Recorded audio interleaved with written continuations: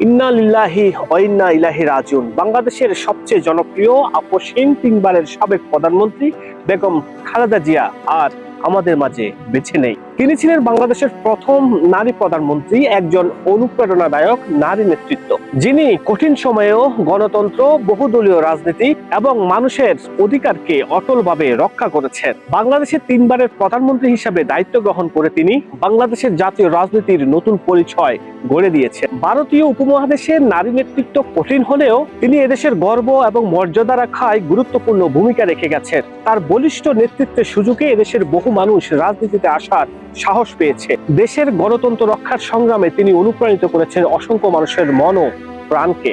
আজ তাকে আমরা স্মরণ করি তার নেতৃত্ব, দায়বদ্ধতা, দৃঢ় চেতনা এবং দেশপ্রেমের জন্য।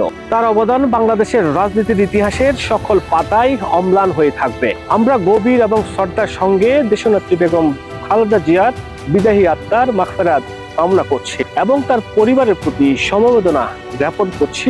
আল্লাহ রাব্বুল আলামিন যেন গণতন্ত্রের এই মানুষ কন্যা অবিসংবাদিত রাজনৈতিক নেত্রীকে জান্নাতের উচ্চ মাকাম দান করেন। আমিন।